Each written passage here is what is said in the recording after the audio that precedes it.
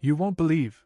Family disowned me because I stopped financing my sister, so they sold my car that they bought me earlier and wanted to make me pay her education. I'll never forget the day my parents told me they were done with me. Not in a subtle, passive-aggressive way, they announced it loud and clear, as if the neighbors needed to know what a terrible son I was. It started with my sister, Isabella. She's 17, smart, and ambitious, but also entitled in a way I can't really describe. For the past 2 years, I've been paying for a lot of her stuff: new clothes, a fancy laptop, extra tutoring. My parents had the idea that since I was making good money at 22, it was my job to make sure Isabella had everything she wanted. I didn't mind at first. I love my sister, and helping her felt natural. But over time, the demands grew. Suddenly, it wasn't just about helping her out here and there. I was expected to pay for her college. That's when I drew the line. College is your responsibility, I told them. I've helped enough. I need to save for my own future. That one sentence unleashed hell. You're abandoning your own sister? My mother screamed. After all we've done for you? Then my dad chimed in. You've always been greedy, haven't you? We should have known we were raising a selfish son. What a mistake you turned out to be. That stung more than I thought, but what came next was worse. If you won't help Isabella, we'll make sure she gets what she needs, my father said. We'll sell the car we gave you. That car. A used Honda they'd bought me for my 21st birthday. I was supposed to be forever grateful for it, apparently. The thing is, the car was registered in my father's name.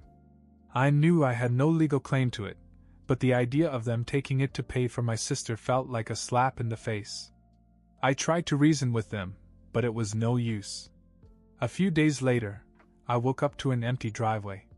The car was gone. When I confronted them, they didn't even bother to hide it. We sold it, my mom said, crossing her arms like she was proud.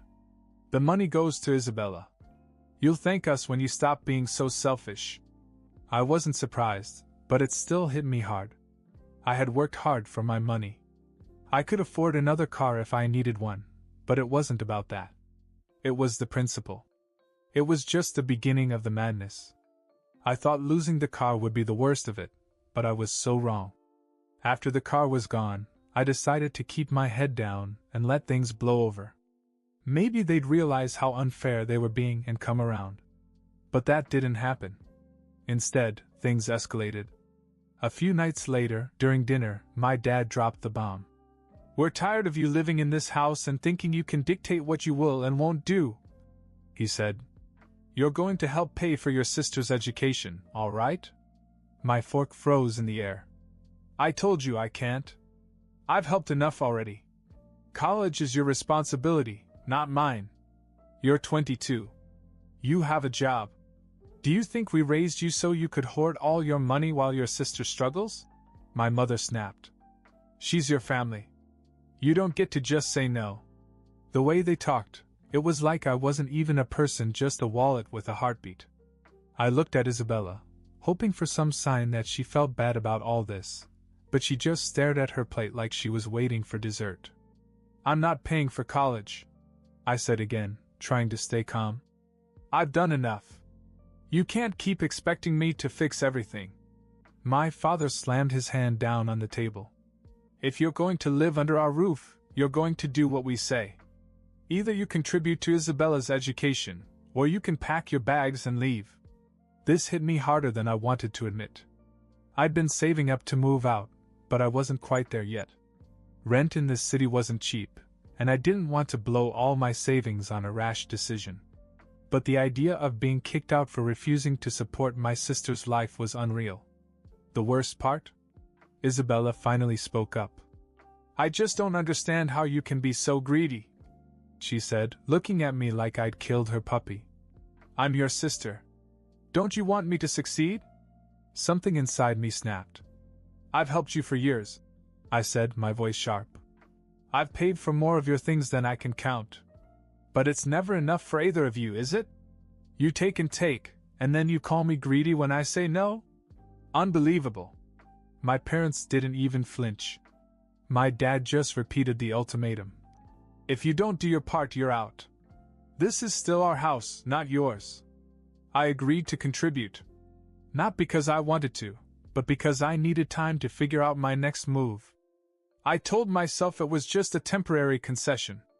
But the next day, they hit me with another surprise that made me angrier than I thought possible. The morning after our explosive dinner, I woke up to a text message from my dad. It was a simple message. Family meeting. 10 a.m. living room. I already had a bad feeling. When I walked in, they were all there, my parents on the couch, Isabella sitting cross-legged in the chair. My father didn't waste any time. We've decided on a fair amount for your contribution, he said. I frowned. What contribution? For Isabella's college fund. He replied as if it were obvious. You agreed to help. I couldn't believe it. You mean after you sold my car without telling me? My mother rolled her eyes. We did it for Isabella. Don't make it sound like punishment. You're still living under our roof, eating our food, using our utilities. It's the least you can do. Okay, I said carefully. What's the amount? $10,000. My father said. I actually laughed out loud. You're kidding, right? $10,000? Where am I going to get that? You have savings. My mother said matter-of-factly. You always talk about how responsible you are with money. Now is the time to prove it. I couldn't believe what I was hearing. So let me get this straight. You want me to hand over 10 grand for Isabella's college fund on top of everything else I've already done? Yes, my father said firmly. And you're going to do it by the end of the month. I stood there, staring at them, waiting for one of them to laugh or say they were joking. But they just stared back at me as if this was the most normal conversation in the world. Isabella, for her part, didn't even look embarrassed. She just sat there scrolling through her phone like it was no big deal. This isn't happening, I finally said. There's no way I'm giving you $10,000. You agreed to help. My mom snapped. Help, yes, I said. But this is insane. Do you even hear yourselves? You're treating me like a walking ATM. My father stood up, trying to look impressive. You'll do it or find somewhere else to live. I couldn't hold it in anymore. Fine. You want me out? I'm out. You won't see a penny from me. Then I turned to Isabella. And you? Don't ever ask me for anything again. If that's what family means to you, we're done. The room fell silent. My father's face was red, my mother was furious, and Isabella just stared at me as if I'd betrayed her. But I didn't care anymore. I packed a bag that night and left. I didn't even know where I was going. I just drove until I found a cheap motel on the outskirts of town. The next morning I woke up to a series of texts from my parents, calling me ungrateful, selfish, a disgrace to the family. Isabella had also texted me, saying she was shocked at how greedy I was. I blocked everyone except my grandparents. They were the only ones in the family who ever treated me like I mattered. That afternoon I went out and bought a new car. A better one, actually a sleek Toyota Camry that I'd had my eye on for months. It was the first time in years that I'd spent money on something just for me. It felt like freedom. The day after I bought the car, I finally started to feel like myself again.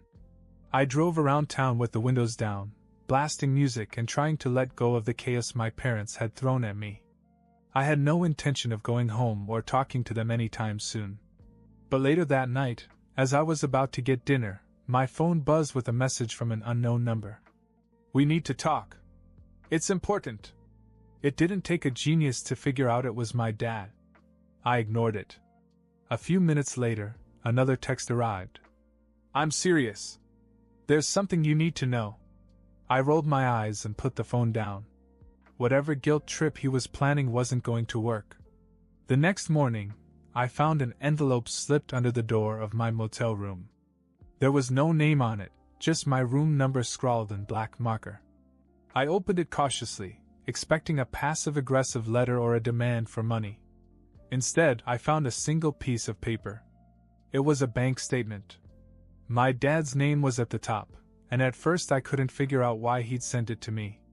But then I saw the transactions. It wasn't just my car that had been sold.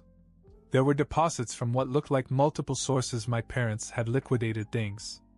Furniture, jewelry, even some tools from my dad's workshop. The total added up to more than $25,000. But that wasn't the shocking part. At the bottom of the statement was a withdrawal for almost the entire amount. The recipient was a name I didn't recognize, Ethan Calloway. My stomach sank. Who the hell was Ethan Calloway? And why had my parents given him all that money? I went straight to my grandparents' house. They welcomed me in like nothing was wrong, and for the first time in days, I felt like I had someone on my side. Over coffee, I showed them the bank statement and asked if they knew anything about it. My grandfather squinted at the paper and shook his head. I don't know any Ethan Calloway. Did you ask your parents? I snorted. They're the last people I want to talk to right now. But they slipped this under my door, so they clearly want me to know something. My grandmother's face darkened. I'd be careful if I were you. Your father has been hiding things for years. He's not as honest as he pretends to be. What do you mean? I asked, leaning forward. She hesitated, looking at my grandfather as if she wasn't sure how much to say. Let's just say he's made some questionable choices in the past. He's lucky your mom always had his back. It wasn't very comforting. Before I left, my grandfather told me something else that stuck with me. If they're trying so hard to drag you back in, it's because they need you for something. Don't let them manipulate you. I didn't know what to believe anymore, but I was sure of one thing: my parents weren't done with me yet. I couldn't stop thinking about that name, Ethan Calloway. Something about the whole situation felt wrong. Why would my parents sell everything, including my car, just to give $25,000 to a stranger? I didn't want to confront them, but curiosity got the better of me.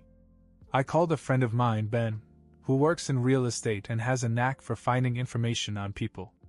I sent him the name and asked if he could dig up anything. A couple of hours later, Ben called me back. Got something weird, he said. Ethan Calloway's registered address is about an hour out of town. He's in his late 20s, no criminal record, but here's the kicker: he has the same last name as your dad. I froze. What? Yeah. Same spelling and everything. I thought it might be a coincidence, but it's not a very common last name. I hung up, my head spinning. If Ethan was related to my dad, why had I never heard of him? And why were my parents secretly giving him so much money? Against my better judgment, I decided to go to the address Ben had found. It was a small house in a quiet neighborhood, nothing fancy. I sat in the car for a while, debating whether or not to knock. But then the door opened and a guy came out. He was tall, maybe late 20s, with dark hair and sharp features that looked eerily familiar. He saw me sitting in my car and raised an eyebrow, like he was trying to figure out if he knew me. I got out and walked over to him. Ethan? I asked. Yeah. Who's asking? I'm Austin. My dad is Marcus, he said, finishing my sentence. My heart sank. You know him? Ethan crossed his arms. Know him? He's my father. I felt like the rug had been pulled out from under me. What are you talking about? Marcus is my dad. Ethan laughed, but there was no humor in it. Yeah, well, he's mine too. I guess he didn't tell you about me, huh? I didn't know what to say. My father had another son? This guy standing in front of me was my half-brother? Look, Ethan said. I don't know what you're doing here, but if you came to yell at me about the money, save it. Your dad gave it to me because he owes me. It's none of your business. What do you mean he owes you? I asked. He shook his head. I don't owe you an explanation. Talk to Marcus if you want answers. Before I could say anything else, he walked back inside and slammed the door. I drove away, my mind racing. My father had a secret son. He'd been hiding it from me, from my mom, from everyone, or so I thought. When I got back to the motel, I had another text from my dad. We need to talk. Come home. This time I didn't ignore it. I called him, and when he answered, I didn't waste any time. "Who the hell is Ethan Calloway?" There was a long pause. Then my dad sighed. "It's complicated." "No," I snapped. "It's simple. You have another son, and you've been hiding him." "Why?" "You don't understand," he said. "Ethan, he's part of a mistake I made a long time ago. But he's family, just like you and Isabella. That's why I'm helping him." "Helping him with my car and everything else you sold?" I yelled. "You don't get it," he said, his voice rising. "I've been trying to make things right, to make up for the past. But you're too busy being selfish to see the bigger picture." That was it. I'd had enough. "I'm done, Dad. Done with you, done with this family, done with everything. Don't contact me again." Then I hung up. After I hung up on my father, I felt a mixture of anger and relief. I wanted nothing to do with him, or the mess he made. But as much as I wanted to move on, the whole situation kept gnawing at me. Who exactly was Ethan, and what had my father done that he felt the need to sell everything to make things right? I didn't have to wonder for long. A few days later, a thick envelope arrived at the motel. The handwriting on the front was unmistakably my dad's. I almost threw it in the trash. Whatever excuses he had, I didn't care. But something made me open it. Inside was a stack of papers, a mix of old letters and more recent documents. At the top was a handwritten note. "Austin, you have every right to be angry with me, but I need you to understand. Read this, and then you can decide if you ever want to talk to me again." "Dad." I set the note aside and began to leaf through the papers. The first was a faded handwritten letter from over 20 years ago. It was from Ethan's mother. "Marcus, I'm writing because I think you deserve to know. I'm pregnant. I didn't plan this and I'm not asking for anything, but I thought you should have the choice to be involved." The letter went on, but I could barely process it. My father had known about Ethan from the beginning and had chosen to ignore it. The next documents were old court records. Ethan's mom had apparently tried to get child support when he was a toddler, but my dad had fought it and won. It looked like he had convinced the court that he wasn't Ethan's father. But the most shocking thing came at the bottom of the pile, a recent paternity test. My dad had finally taken the test, and of course it confirmed that Ethan was his son. Beneath the test results was another note from my father. "I should have done the right thing years ago, but I was too selfish and scared. Ethan's mother died last year and he reached out to me. I'm trying to make up for what I did, but it's not enough. I can't expect forgiveness, but I had to try." I sat there staring at the papers, feeling like my world had been turned upside down. My dad had built a life for himself, pretending Ethan didn't exist while Ethan and his mom struggled on their own. And now he wanted to fix everything with money, my money too. My phone buzzed, pulling me out of my thoughts. It was a text message from Isabella. "I can't believe you're still being so selfish. Dad's just trying to do the right thing and you're making it all about you." That was the last straw. I called her, and as soon as she picked up I let go. "Selfish? Are you kidding me? Do you even know what's going on, or are you just parroting what Mom and Dad told you?" "Dad explained everything," she said. "You're just mad because you won't help." "Help? Isabella, our dad abandoned his own son for decades, and now he's screwing over the rest of us to make himself feel better. And you think I'm the problem?" She said nothing for a moment. Then, quietly, "Ethan is our brother. Doesn't he deserve something?" I couldn't believe it. "You don't get it, do you? This isn't about Ethan. It's about Dad trying to fix his guilt by dragging everyone else down with him. I'm done. With him, with this family, with all of it." Then I hung up. I didn't talk to anyone in my family after that phone call with Isabella. Not for days, not for weeks. I needed time to think, to process everything I'd learned. But no matter how much time passed, one thing became crystal clear: I couldn't keep them in my life. My father's betrayal wasn't just about Ethan. It was about the years of manipulation, the endless demands, and the way he always seemed to twist the truth to suit his own needs. My mother and Isabella weren't much better. They'd gone along with everything, treating me like I was the bad guy for finally standing up for myself. I wrote a letter to my father. It wasn't long, just a few sentences.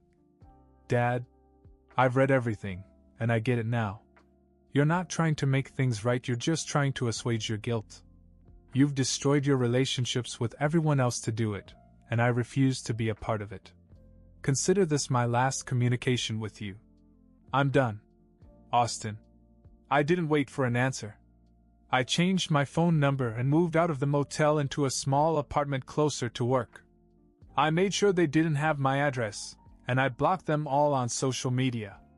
For a while I was angry. Not just at my dad, but at myself for not seeing it sooner. But eventually the anger faded and was replaced by something else, relief. For the first time in my life, I didn't carry the weight of their expectations. I kept in touch with my grandparents. They were the only family I had left, but it was enough. They were supportive, understanding, and as disgusted with my father's actions as I was. As for Ethan, I never contacted him again. I wasn't angry with him, it wasn't his fault, but I also didn't see a place for him in my life. Whatever relationship he and my father wanted to have was their business. Isabella sent me a long email a few months later, apologizing for the things she'd said. She admitted that she had been selfish and that she didn't fully understand what I was going through. She asked if we could start over, but I couldn't bring myself to answer. Maybe one day, when she's older and more mature, we can have a real conversation. But not now. My father once tried to reach out to my grandparents. He told them he'd made a mistake and wanted to make amends. They told him to leave me alone. It's been almost a year now, and life is quieter. Simpler. I got a promotion at work, started going to the gym regularly, and even picked up a new hobby, hiking. I bought a second car, not because I needed one, but because I could. It felt good to spend money on myself without guilt or judgment. I don't miss her. Not the way I thought I would. Cutting ties was the hardest thing I've ever done, but it was also the best decision I've ever made. Sometimes family isn't worth the pain it causes, no matter how much society tells you otherwise. Now, when I think about my future, I don't see them in it. And honestly, that's okay.